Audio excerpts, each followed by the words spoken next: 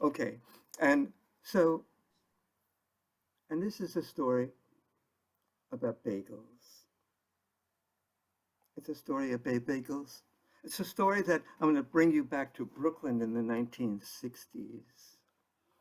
And it's a story about Moishele, who's a sweet 10-year-old boy in Brooklyn. And he's a wiry kid, you know. His mother tried to fatten him up to put food in him, but to no avail, you know.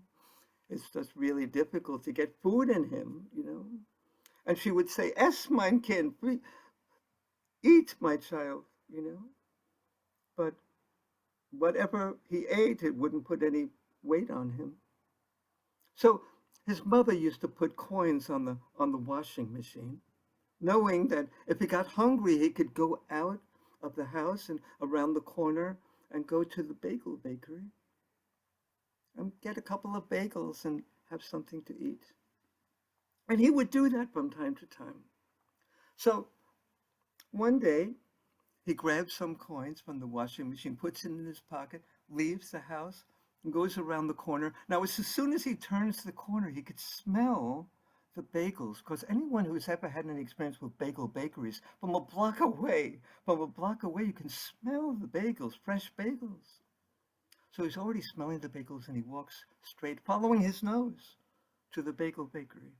As soon as he gets into the bagel bakery, he gets online, and eventually he gets to the counter. And behind the counter is Sammy, the owner of the bagel bakery. And Sammy sees him and he says, "Oh, Moishele, you know, my favorite customer. What will you have today?" And Moishele says, "I think I'll have a plain bagel, thank you." And Sammy says, "A plain bagel? Not a salt bagel and not a poppy bagel, not a bagel with everything on it? Are you okay? Maybe I should feel your head. Are you a little sick? You know, so it's like, I don't understand." And Moishele says, "No, I'm fine. I just want a plain bagel, please." And Sammy reaches behind, gets a nice fresh bagel, puts it in a bag, folds the end of it, puts it on the counter. Moishele reaches into his pocket, puts the coins on the counter. Moishele takes the bag and holds it, and he stands there. Sammy says, "No? Anything else I can help you with?" And Moshele says, "Yes, I have a question." And Sammy says, "Well, what's the question?" And Moshele says, "You know, when you eat the bagel, when you finish the bagel, what happens to the hole?" And Sammy looks at him and says, "What a question! A Talmud Chacham, a smart boy. I can't believe, you know, I've had this store for 15 years. No one has asked me that question before. This is the deepest of the deep. This is deep.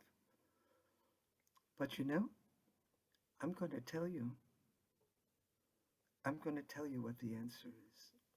But what you need to do, you know, I'm going to call Mordecai, my assistant, to be by the register. I'm going to come by and take you, and we'll go into the back of the store, and there are two seats, and you'll sit down in one, I'll sit down in the other, and I'll tell you exactly I'll tell you what you need to know. So he comes and gets Moishele, and he brings him to the back, and he says, listen, Moishele, you have to listen really carefully at everything that I say, and follow these instructions completely, just as I say them. He says, "Okay, when you go home, you're going to take the bagel out of the bag. You're going to take the bagel out of the bag, and and you're going to take a bite of it, and you're going to eat that the first bite, and then you're going to turn the bagel, and you're going to eat the second bite. It's going to be so good because it's a fresh bagel, and so warm." And you continue on the bagel, taking bites and bites and bites until you get to the last piece of the bagel that's left that's not in your tummy. And when you get that last piece of the bagel, I want you to do this and hold on to the hole and keep your fist really tight because the hole is going to be inside your hand. And then I want you to run back to the store. Do this exactly. Okay, go. Go. And he did. He went back home. He ate his bagel very carefully, just do the every instruction, and he ran back to the store. And when he ran back to the store, he was so excited. He got online. He was so nervous, he almost felt like he had to pee. He got to the counter.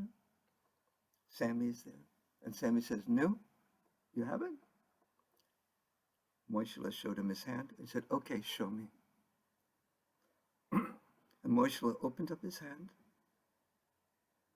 He looked in his hand. He said, "Oh, I must have done something wrong. There's nothing there, garnished. Nothing.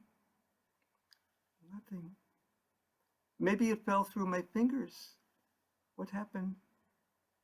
I thought I would have the hole." He was almost in tears. Sammy said, "Listen, I'm going to get Mordecai here in front of the register, and we'll go back, we'll go back in the back, and I'll explain to you what's happening." So he came to get Moishla. They sat in the back of the store, one seat for him, one seat for the other.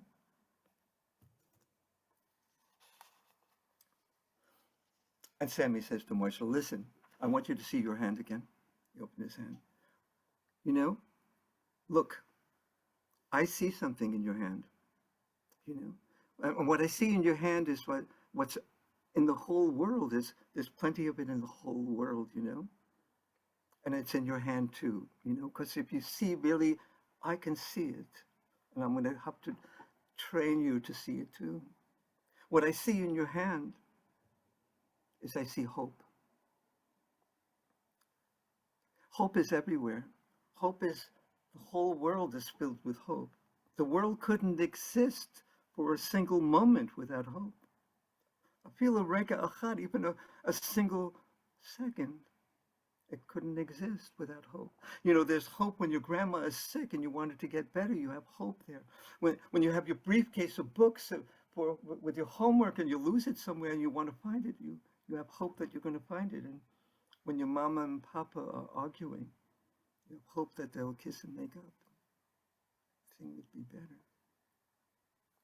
Hope is everywhere, Moshe, and you have to remember that.